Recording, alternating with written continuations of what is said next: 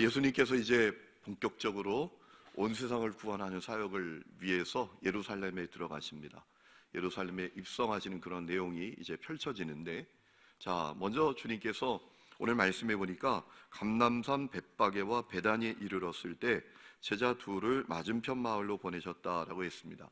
이 베다니는 감람산에서 한 3km 정도 떨어져 있는 그런 지역이에요. 벳바게는 어딘지 정확하게 모릅니다. 그러나 이제 예루살렘 동쪽 외곽에 있던 어떤 지역이 아니었나 이렇게 생각을 우리가 해볼 수가 있습니다. 주님께서 이제 이 제자들을 보낸 마을은 베다니나 벳바게 어느 마을이다 이렇게 생각할 수가 있는 것이죠. 왜 제자들을 그 맞은편 마을로 보내셨습니까? 나귀 새끼를 끌고 오도록 보내신 겁니다.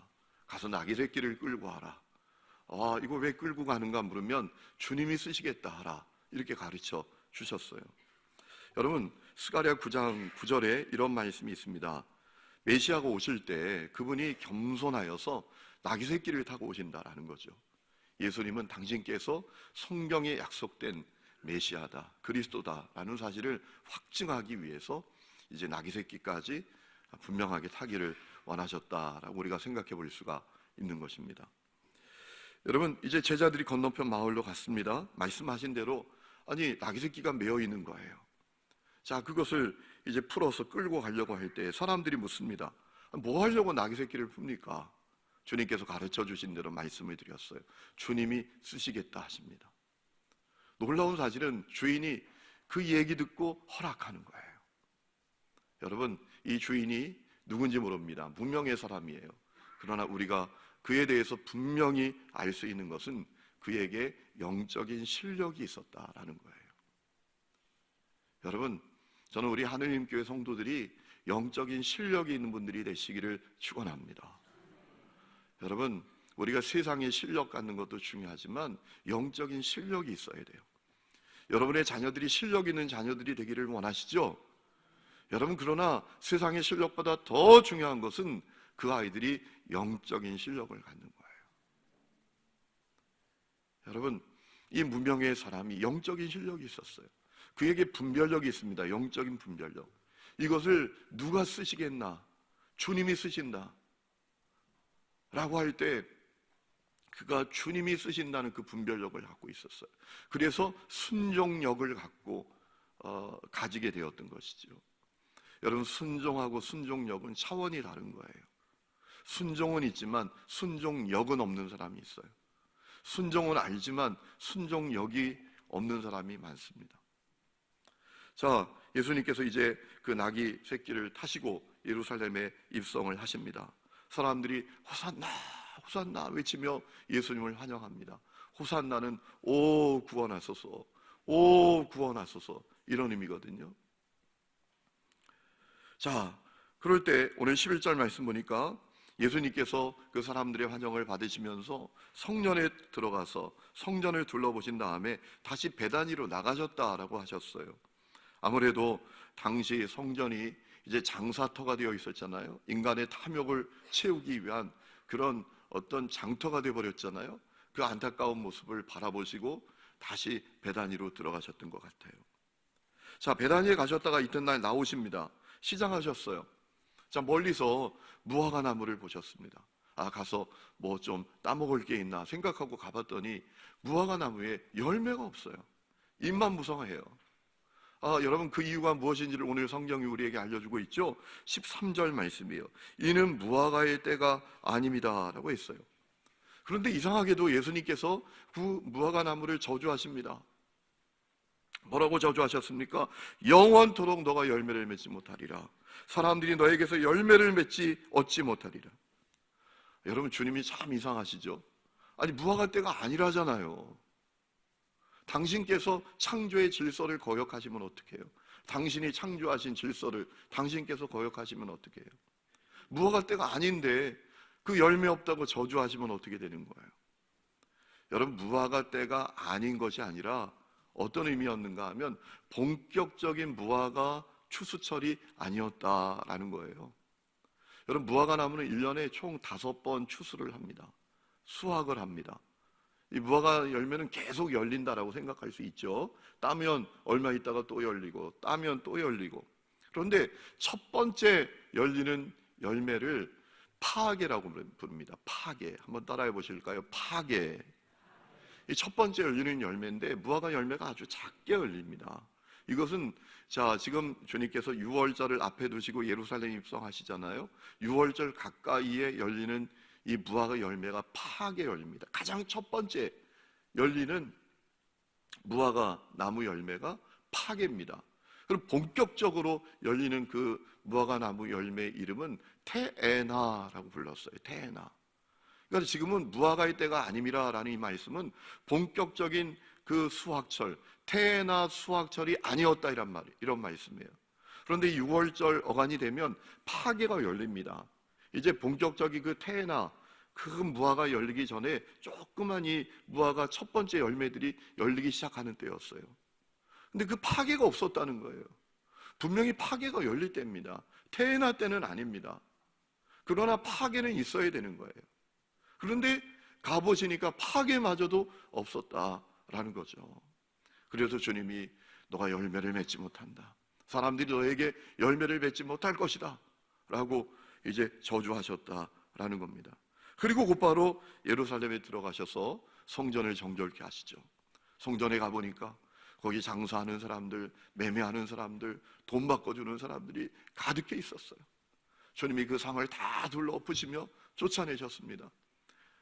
내 집은 만민이 기도하는 집이라 일컬음을 받아야 되는데 너희들이 이 집을 강도 소굴로 만들었구나 라고 하시면서 성전을 정결케 하십니다. 왜 돈 바꿔주는 사람들이 있었을까요? 여러분, 이스라엘 성들은 성전세를 냅니다. 누구든지 성전세를 냅니다. 그런데 이 성전세를 로마 화폐로는 안 받는 거예요. 성전에서 발행하는 성전 화폐로 내도록 하는 겁니다.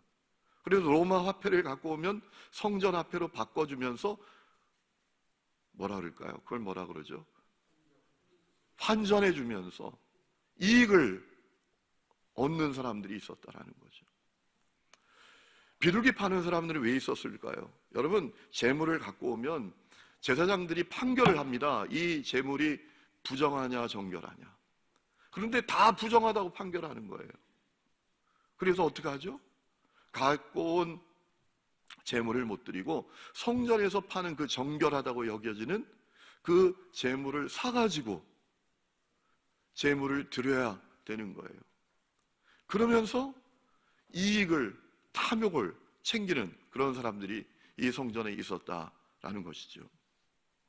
여러분, 예수님이 그렇게 하시자 대제사장과 서기관들이 예수님을 어떻게 죽일까 논의했다라고 했어요. 여러분, 이 대제사장과 서기관들이 이제 정말 분노한 거예요. 왜냐하면 예수님께서 그들의 그 치부를 정확하게 아시고 공격하시고 도전하셨던 것이죠. 이 대제사장과 서기관들이 자기들이 누리고 있는 기득권에 예수님이 대항하고 도전하고 자기들이 갖고 있는 기득권을 허문다고 여겼던 거예요. 그래서 저 예수를 죽여 없애야 되겠구나, 이런 마음을 가졌다라고 생각해 볼 수가 있는 것이죠. 자, 예수님께서 이제 그렇게 성전을 정결케 하시고 베다니로 나가셨다가 다음날 나오실 때 그 저주하신 무화과 나무 곁을 지나가게 되셨습니다. 그때 베드로가 무화과 나무를 봤어요. 그런데 이 무화과 나무가 정말 뿌리부터 바짝 말라 있는 거예요. 하루밖에 되지 않았는데 완전히 죽어 있는 거예요. 베드로가 신기하고 놀라워서 예수님께 말씀을 드리잖아요. 뭐라 말씀하셨습니까? 말씀드렸습니까? 주님께서 말씀하신 대로 됐다라는 거예요. 주님께서 말씀하신 대로 이 무화과 나무가 바짝 말라버렸다라는 거예요. 여러분, 그때 주님께서 베드로에게, 제자들에게 세 가지 말씀을 하셨습니다. 첫 번째는 무슨 말씀입니까? 23절 말씀은 무엇이죠? 누구든지 믿음으로 선포하고 선포한 것이 이루어질 줄 믿고 의심치 않으면 그대로 될 것이다 라는 거예요. 우리 23절 말씀 다 같이 한번 읽어보실까요? 시작.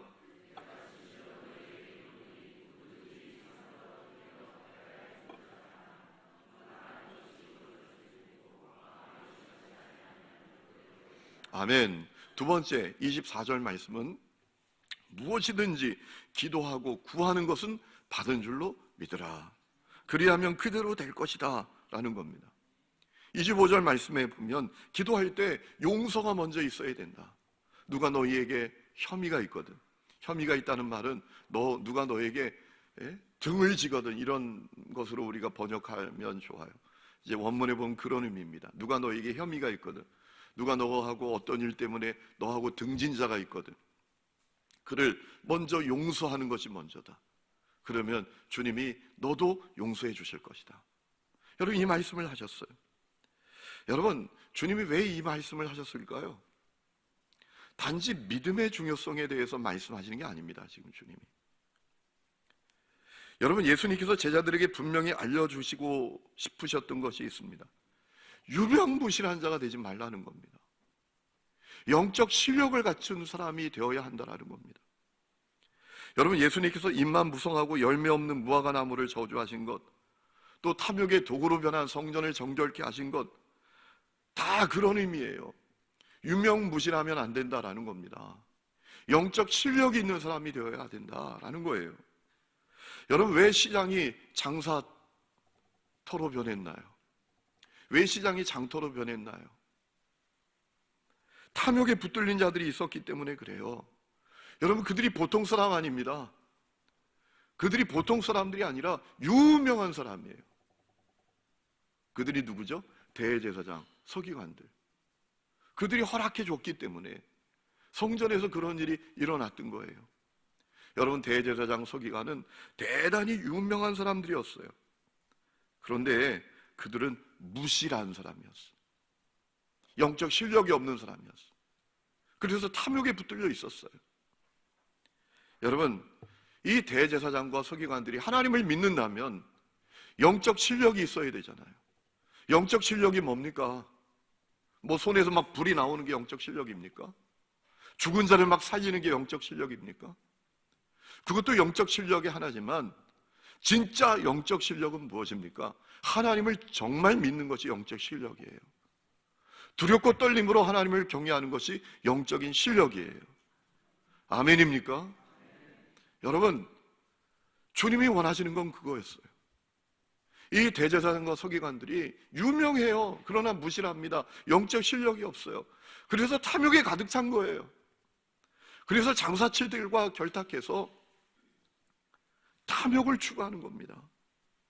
여러분, 이 대제사장과 서기관들이 정말 하나님을 믿는다면 그 하나님이 나의 필요도 공급해 주시고 나를 돌봐주실 것이라는 사실을 믿어야 하지 않았겠어요? 이 대제사장과 서기관들이 정말 하나님을 믿는다면 하늘의 축복, 하늘의 나라를 사모하는 사람들이 되어야 되지 않았겠어요? 그러나 유명하지만 무실했어요. 영적 실력이 없었어요. 두리고 떨림으로 하나님을 경외함이 없었단 말이에요. 아니, 하나님을 믿으면 하나님이 돌봐주시고 하나님께서 나의 필요를 공급해 주시고 하나님께서 나를 책임져 주실 것을 믿어야 하지 않겠어요? 그런데 그건 안 믿어지는 거예요.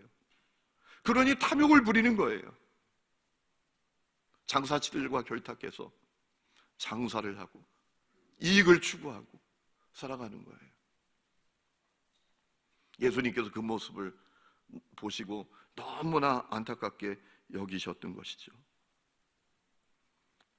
여러분, 그런 대제사장과 서기관들을 통해서 사람들이 무슨 생수를 공급받아요?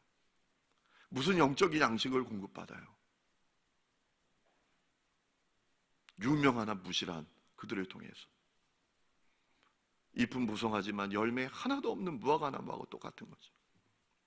여러분, 주님께서 유명무실한 것을 엄히 제자들에게 경고하십니다. 여러분, 무화과 나무를 그래서 저주하신 거예요. 무화과 나무를 저주하실 때 여러분, 입만 무성한 그 무화과 나무가 바짝 말라 죽어버리잖아요. 유명무실한 사람의 결말이 어떻게 될지, 영적 실력이 없는 사람의 결말이 어떻게 될지 주님께서 분명하게 제자들에게 보여주셨던 거예요.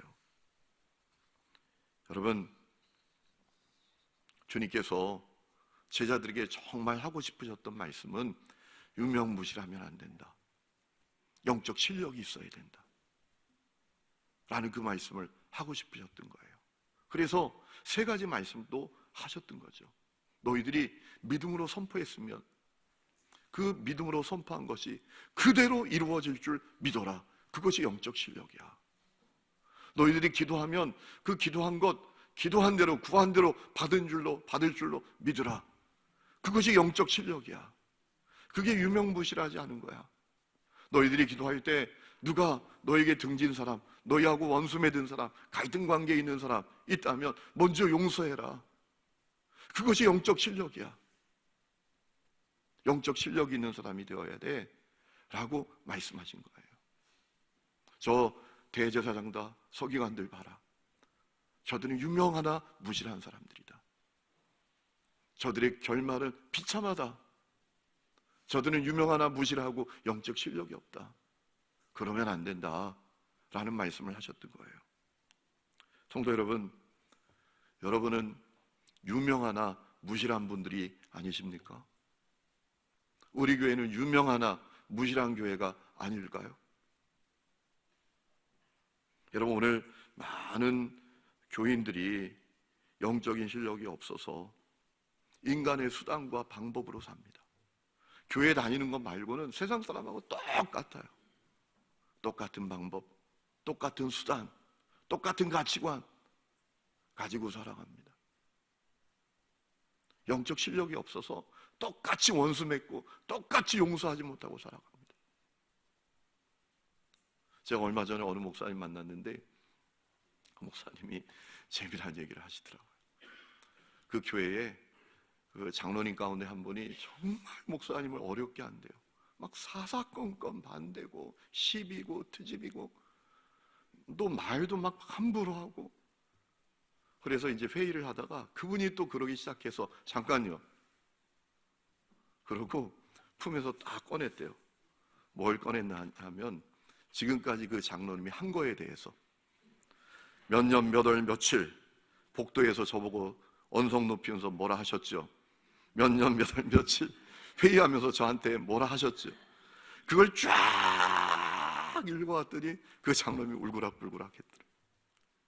제가 그랬어요. 왜 그래요? 왜 그래요? 너무해서 그랬다는 거예요. 여러분, 근데 결말은 뭐냐면 자기가 회개했다라는 거예요. 내가 목사 맞나? 이런 마음이 들었다라고 하시더라고요. 여러분, 우리가 유명하나 무실해요. 우리에게 영적 실력이 없어요. 용서를 못해요. 얼마 전에 그 극동방송 들으면서 가는데요, 라디오에서 그런 방송이 나오더라고요. 어느 이제 그 강의하는 분이 강의하시는데, 아니, 세상 사람들은 원수 맺고 막 갈등이 있었다가도 그냥 술 한잔 마시면서 이 형 저 형 하면서 딱 풀린다는 거예요. 그런데 어떻게 된 교인들은 끝까지 원수라는, 끝까지. 그가 2부 예배 오면 그는 3부 예배 가고, 그가 1부 예배 가면 그는 2부 예배 가고. 그래서 뭐 그런 얘기도 있어요. 어떤 분들이 아주 교회에서 갈등이 있었대요. 그래서 서로 막 싸우다가 네가 이 교회 떠나라, 네가 이 교회 떠나라. 그러다가 서로 안 떠나니까 그럼 우리가 협정을 맺자. 너 보기 싫으니까 너는 2부 예배 가고 나는 3부 예배 가고, 그리고 너는 엘리베이터 타고 다니고 나는 계단으로만 다니고, 마주치지도 말자. 정말 여러분, 오늘 한국교회에 유명한 사람들이 많아요. 유명한 목사들, 유명한 장로들, 유명한 원사들, 유명한 집사들. 그런데 점검해 봐야 될 것은 우리는 유명하나 무실하지 않는가? 우리에게 영적 실력이 있는가? 여러분, 우리가 교회 다니는 것도 중요하지만 영적 실력을 갖는 것이 얼마나 중요한지 몰라요. 여러분, 영적 실력이 있으면 믿으면 믿는 대로 될 것을 믿게 될 것입니다. 믿음으로 선포한 것이 그대로 이루어질 것을 믿을 거예요. 영적 실력이 있다면 기도하면 기도한 대로 응답해 주실 것을 믿을 거예요. 영적 실력이 있다면 내게 어렵게 한 사람, 나와 갈등 관계에 있는 사람들도 용서할 거예요. 여러분, 주님께서 제자들에게 그 말씀하신 것은 유명무실하면 안 돼. 영적 실력을 가진 자가 되어야 돼 라고 말씀하셨던 거죠. 그것을 간절히 제자들에게 알려주시고 싶으셨던 거예요. 여러분, 저는 우리 하늘림교회가 유명무실한 교회가 되지 않기를 원합니다. 우리 하늘림교회 성도들 가운데 유명무실한 성도들이 있는 것을 저는 원하지 않습니다. 우리 하늘림교회는 영적 실력이 있는 교회가 되기를 원합니다. 우리 하늘림교회 성도들은 영적 실력이 있는 성도들 될 수 있기를 축복합니다. 여러분, 하나님께서 원하시는 것은 영적인 실력이에요. 우리에게 세상 실력을 원하는 거 아니에요. 주님께서 우리에게 원하시는 건 영적 실력이에요. 하나님을 향하여 분명한 믿음을 갖는 것, 기도에 대한 분명한 믿음을 갖는 것, 주님이 주실 은혜, 주님이 주실 그 공급하심에 대한 분명한 믿음을 갖는 것. 여러분, 오늘 세상이 누구를 필요로 합니까? 세상이 누구를 원하고 있어요? 영적 실력을 가진 사람을 세상 사람들이 원하고 있는 것을 믿으시기 바랍니다. 그런데 영적 실력이 없는 사람들이 너무나 교회 안에 넘쳐서 세상 사람들이 주님을 만나지 못해요. 세상 사람들하고 똑같으니까 말이에요. 영적 실력이 있는 사람들을 세상 사람들이 만난다면, 와, 예수 믿는 게 이런 거구나, 우리가 신앙생활 한다는 게 저런 거구나 하면서 주님께 마음을 열고 주님께 돌아오는 사람들이 일어나게 될 줄로 믿습니다. 여러분, 유명무실한 사람들 되지 마시기를 축원합니다. 세상의 다른 교회가 어찌 되든 우리 하늘림 교회는 영적 실력으로 가득한 교회가 되기를 원합니다. 영적 실력으로 가득한 성도들이 가득한 교회가 되기를 축복합니다. 그래서 세상에 희망이 되기를 원합니다. 여러분, 세상은 영적 실력이 있는 사람들이 살리게 될 줄로 믿습니다. 여러분, 한국 교회가 왜 무너집니까? 유명한 사람들 많아요. 얼마나 유명한 사람들이 많습니까? 그런데 가만히 보면 무실합니다. 유명하나 무실합니다. 영적 실력이 없습니다. 그래서 너무 무너지는 거예요. 여러분, 영적 실력을 오늘 이 새벽에 구하시기를 축복합니다. 주여, 나에게 믿음을 주시옵소서. 영적 실력은 믿음이 영적 실력이에요. 여러분, 대제사장과 서기관들이 하나님을 믿는다면 그들이 성전을 장사터로 만들었겠어요? 영적 실력은 없는 거예요. 유명해요. 대제사장입니다. 대제사장. 영적 실력은 없는 거예요. 하나님이 안 믿어지는 거예요. 그러니까 장사치들하고 결탁해서 장사하고 돈 벌고 뒷돈 챙기고 배불리고 이 땅만 바라보는 거예요. 영적 실력이 없는 거죠. 영적 실력이 있는 사람은 주님을 바라봅니다. 주님을 믿습니다. 주님의 공급하심을 신뢰합니다. 주님의 돌보심을 신뢰합니다. 하늘을 바라봅니다. 하나님의 나라를 바라봅니다. 그래서 때때로 사람들이 상상하지 못하는 결단도 하고 양보도 하고 용서도 하고 축복도 하고 내려놓음도 가능한 것이죠. 영적 실력이 있으니까. 영적 실력이 없으면 요만큼도 못 내놓습니다. 요만큼도 못 내려놓습니다. 요만큼도 용서하지 못합니다. 영적 실력이 있어야 삽니다. 나도 살고 세상도 살립니다. 저는 우리 하늘림 교회가 그런 교회가 될 수 있기를 주의 이름으로 축원합니다.